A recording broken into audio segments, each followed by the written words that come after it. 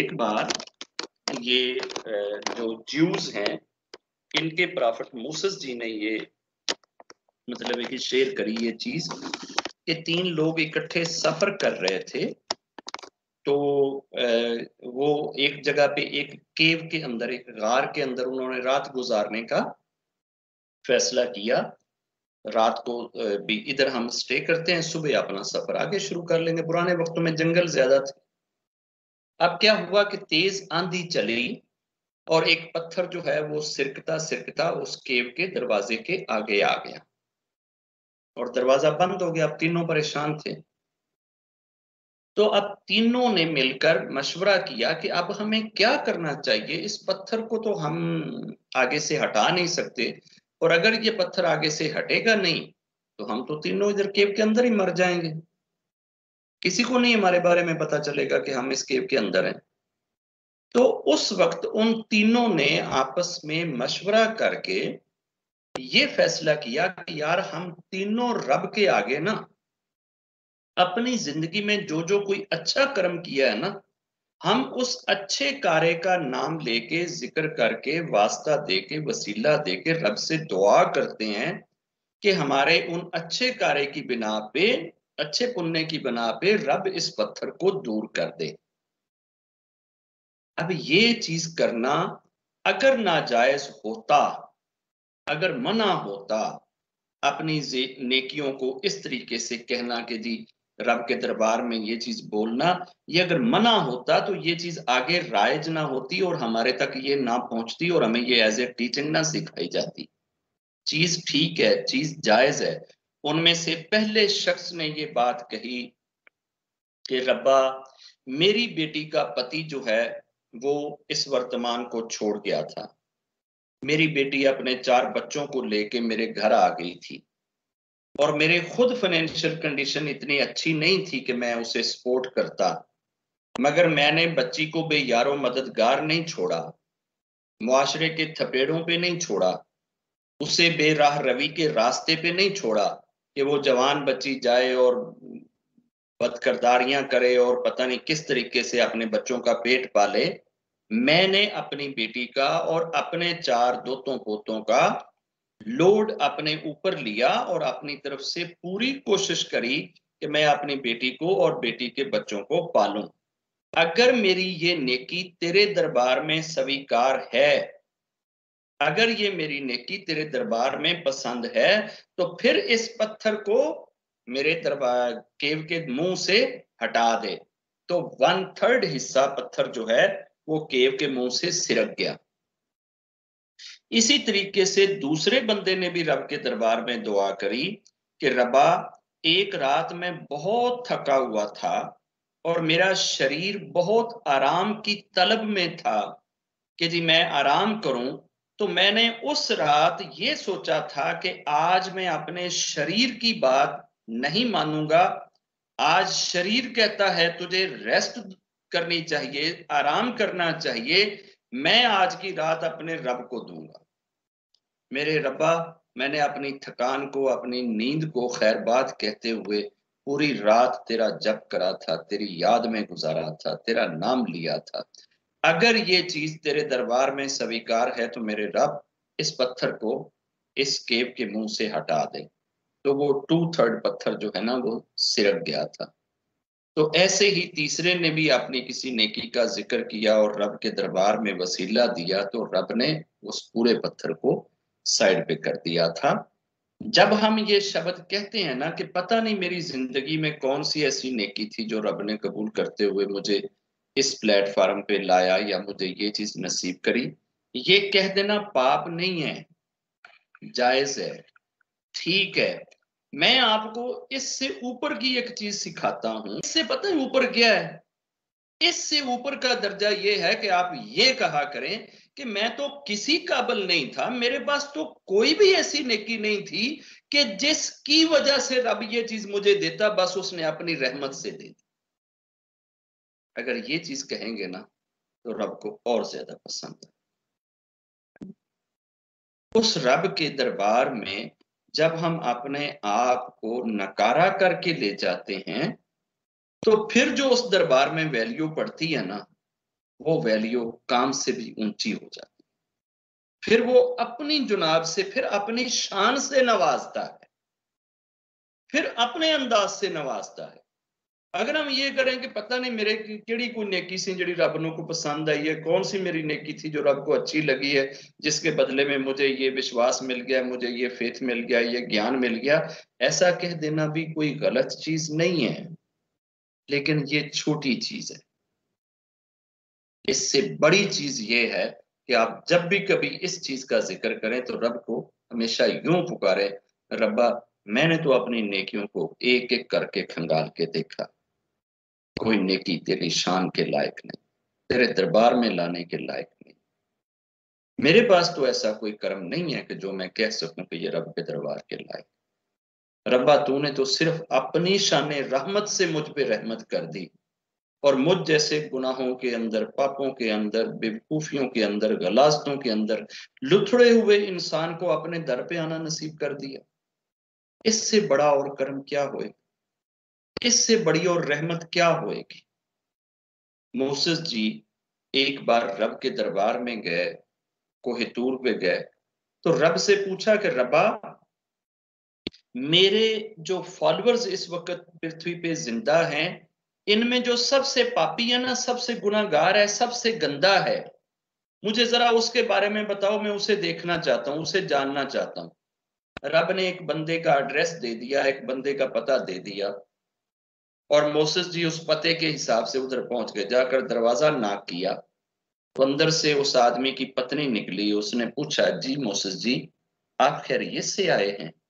तो मोसेस जी ने उसके पति का नाम लेके कहा कि जी मैं तो वो अनिल जी से मिलने के आया था, क्या ये घर अनिल जी का है? जी मोसेस जी, जी रब के प्रॉफिट, जी रब के मैसेंजर, आप ठीक जगह पे आए हैं, मगर आप तो बड़े महान हैं, आप तो बड़े नेक हैं, आप तो बड़े अजीम, बड़े अच्छे, बड़े एलिवेटेड सोल और बड़े स्पिरिचुअल हैं। आप एक पापी के घर में, एक गुनाहगार के घर में, एक गुनाहगार से मिलने के लिए आप आए हैं? वो तो आपसे मिलने के लायक ही नहीं है, उसकी तो जिंदगी इस तरह की है।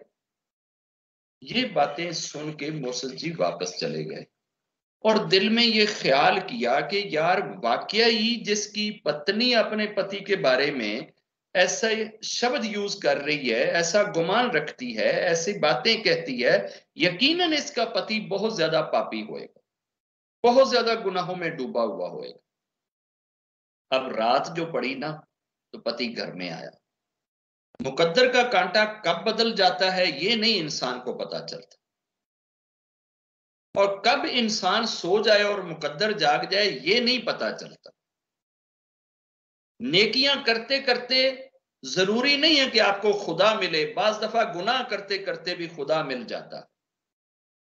अगर कोई गुनाह आपको ये पछतावा दे जाए कि आपने अपने रब के साथ जुल्म कर दिया है, ज्यादती कर दी है, अन्याय कर दिया है, हक अदा नहीं किया, तो ये पछतावा देने वाला पाप भी आपको उस नेकी से आगे खड़ा कर देगा जिस नेकी के बाद आपको ये गुमान हो कि मैं तो बड़ा नेक हूं, मैं तो बड़ा अच्छा हूं, मैं तो बड़ा एलिवेटेड हूं, मैं तो बड़ा पारसा हूं, मैं तो बड़ा जाहिद हूं, मैं तो बड़ा फलां हूं, मैं तो बड़ा फलां। रब के काम और रब की हिकमतें ये रब ही जान सकता है। अब पति जब घर में आया ना, तो मामूल का खाना पीना हुआ, उसके बाद वो दोनों बैठ गए। अब पुराने वक्त थे, टीवी शीवी तो था नहीं, एलईडी तो थी नहीं, और भी कोई इस तरह के वो व्हाट्सएप ये वो फेसबुक तो था नहीं। फिर एंड पे आकर यही होता था कि पति पत्नी से बातें करेगा और पत्नी बेचारी मजबूर होकर पति से बातें करेगी। यही माहौल उस वक्त था। तो अब पति और पत्नी की ना बातें शुरू हो गई, व्हाट्सएप खेलना शुरू कर दिया। तो पत्नी कहती कि मुझे जरा ये तो बताओ कि रब ने सबसे बड़ी चीज क्या बनाई है?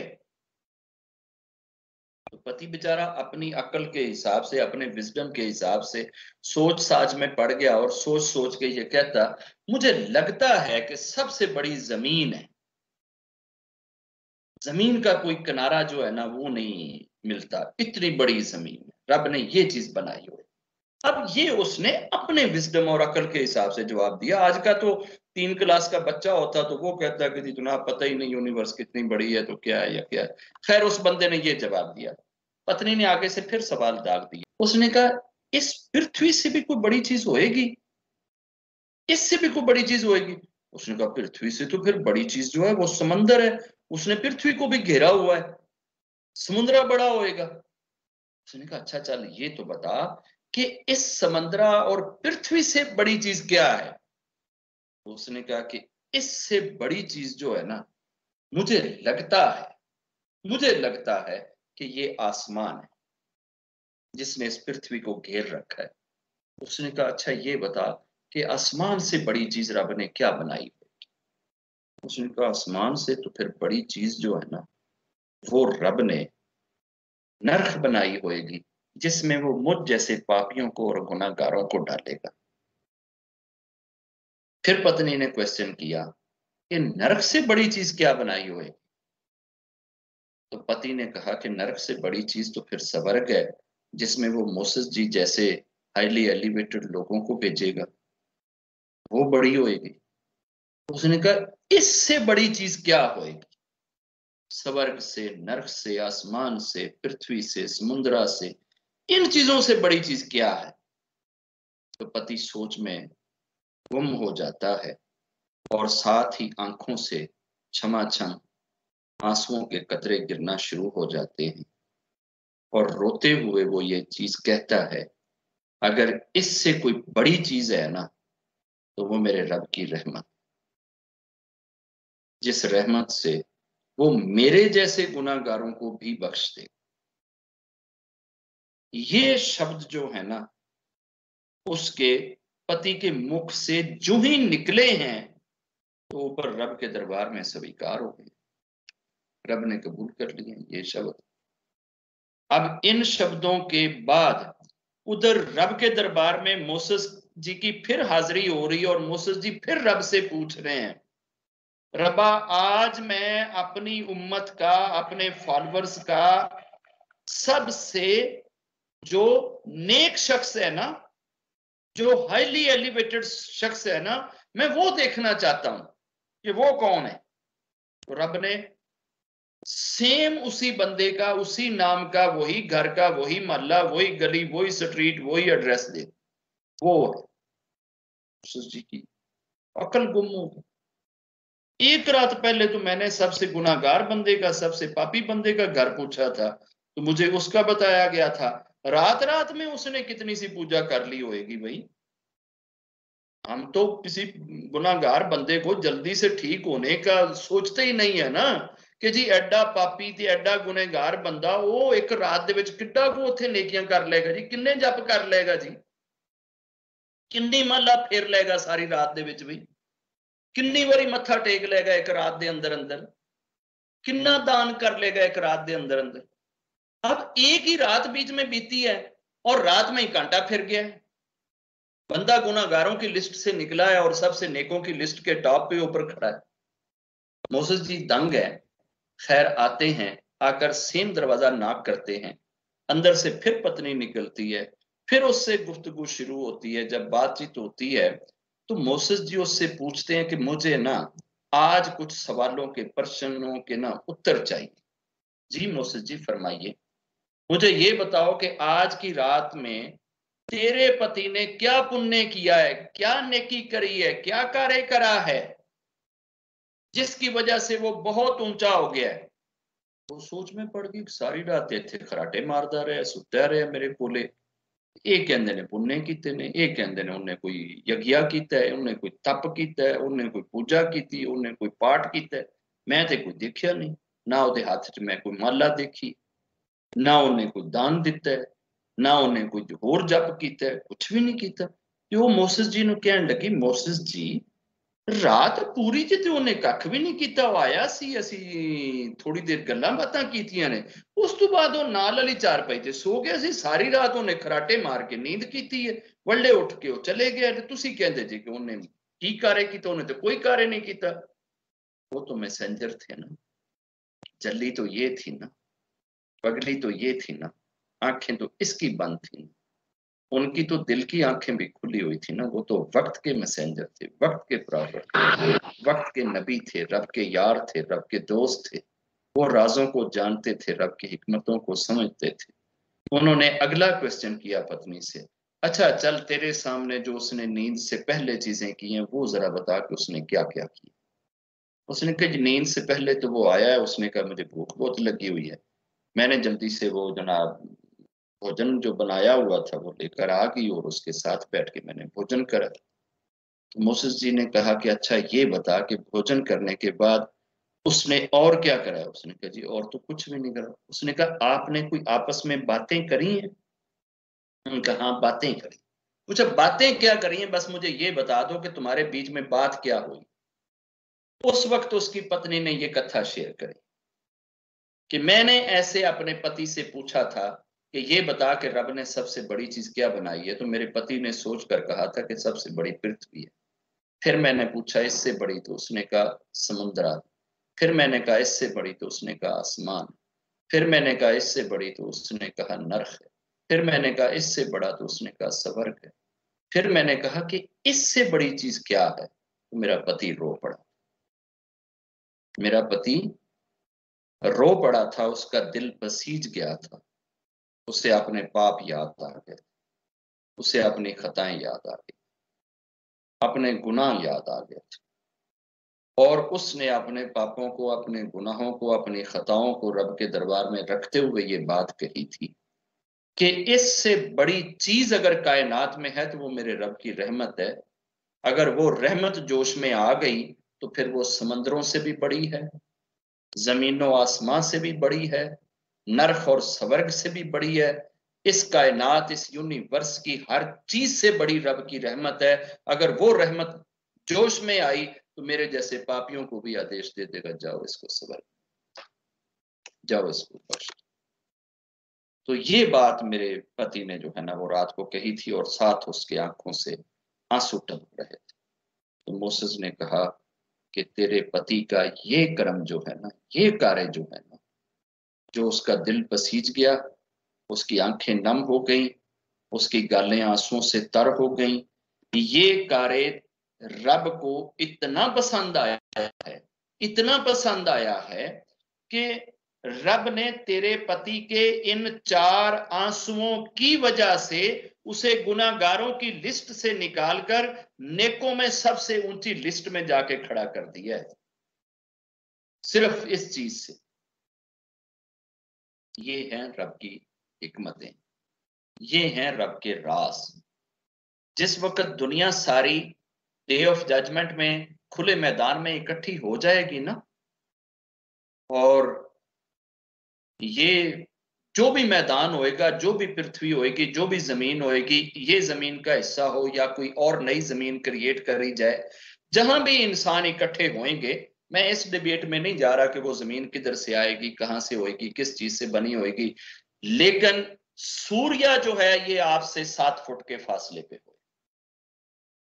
इससे आप अंदाजा लगा लें कि आप कितनी हीट में होएंगे। अगर 7 फुट के करीब आपको सूर्य के कर दिया जाए तो कितना टेम्परेचर हो। उस टेम्परेचर में ना जो आंखें जो आंखें इस दुनिया में शर्मो हया की वजह से झुक जाया करती थी ना, वो आंखें उस सूरज की तपश में नहीं आएंगी, उनको वो सूरज नहीं जलाएगा। और मुझे ये बता दो कि वो कितना सियाना सूरज होएगा जो आंखों को ना जलाए और बाकी सारे बदन को जलाए। यार खड़े रब के दरबार में हो वो इतना लजपाल, आपकी आंखों को तो जलाना ना चाहे तो क्या बाकी आपके शरीर को वो भट्टी में रख देगा? कैसे हो सकता है? अगर आप कहें कि मेरे बेटे की आंखें मुझे इतनी प्यारी हैं कि मैं इन आंखों के अंदर एक कत्तर भी आना पसंद नहीं करती, कि मेरी बेटे की आंख में धूल पड़ जाए, कत्तर पड़ जाए, तो क्या आप उसके बदन पे थप्पड़ मारना पसंद करोगे? उसका बाजू टूटना पसंद करोगे? तो रब कहता है कि जिसकी नजरें शर्मो हया की वजह से दुनिया में झुका करेंगी, मैं उस डे ऑफ जजमेंट के दिन जिस वक्त कोई साया नहीं होएगा, सिर्फ सूर्य की गर्मी होएगी, मैं उसकी आंखों को सूर्य की गर्मी से बचाऊंगा। मेरी रहमत उसकी आंखों पे साया करेगी। अब बताओ यार, अगर आंखें महफूज होएंगी तो इसका मतलब है बदन सारे का सारा महफूज हो, बॉडी सारे के सारी महफूज हो। फिर रब कहता है, जिसने जिंदगी में एक बार भी अपने पेट को मेरी रजा के लिए भूखा रखा, इससे मुराद व्रत रखना, इससे मुराद रोजा रखना, मेरी रजा के लिए जिसने अपने पेट को भूखा और प्यासा रखा, मेरे इज्जत और जलाल की कसम में उस पेट को गर्मी नहीं लगने। अगर पेट को गर्मी नहीं लगेगी तो यार कैसे हो सकता है कि पूरी बॉडी जो है वो उधर दानों की तरह रेत के अंदर तप रही हो। ये 8-10 और चीजें हैं जिनकी वजह से लोग रब की रहमत के साए में होंगे, मगर ये जो गर्मी होएगी और नरक जो है, नरक बंदे की इतनी डिस्टेंस पे होएगा कि बंदे की नजरें नरक को देख रही होंगी, आंखें देख रही होंगी। नरक के अंदर से उबलता हुआ लावा छलके मारता हुआ नजरों के सामने होएगा। इस कदर गड़गड़ाहट की आवाजें और इतने बड़े बड़े पहाड़ उसके अंदर जलते और पिघलते हुए नजर आएंगे तो इंसानों का दिल जो है वो दहल जाएगा खौफ की वजह से। और उस खौफ के अंदर जब ये नरक जो है ये बार बार लोगों की तरफ लपकेगा, जैसे आग जलाते हैं ना तो हवा चले ना।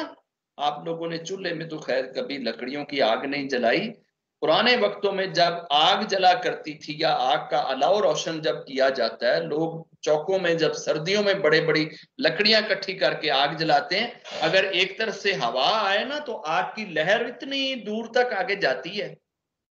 आग जल कहां रही होती है, लहर कहीं होती है। ऐसे ही नरक के आग जो है वो लपकेगी लोगों की तरफ, मीलों तक आएगी। और जब लपकेगी ना तो लोग डर के मारे, खौफ के मारे पीछे इकट्ठे होंगे। ऐसे समय में पता है क्या होएगा? प्रॉफिट मोहम्मद जी आएंगे, एक चिल्लू में पानी होएगा, एक चिल्लू में, और वो पानी जो है ना वो यूं करके नरक की तरफ फेंकेंगे और नरक मीलों पीछे चला जाएगा। उस एक चिल्लू पानी की वजह से नरक मीलों पीछे चला जाएगा। जानते हो वो चिल्लू पानी में क्या होएगा? वो गुनाहगारों की आंखों से नदामत के निकलने वाले आंसू होंगे। जब भी कोई गुनाहगार शख्स अपने गुनाहों और अपने पापों पे रब के दरबार में नदामत के आंसू बहाता है ना, तो ये वाला काम रब को बहुत पसंद है और रब की नजर में ये काम बहुत अहम है, बहुत ऊंचा है। मगर तौबा जो है ना, तौबा अगर की जाए तो फिर सच्चे दिल से की जाए, रब को सामने हाजिर नाजिर समझते हुए की जाए, फिर रब से 2 नंबरी के साथ, कच्चे वादों के साथ, कच्चे दिल के साथ ना की जाती हो। जय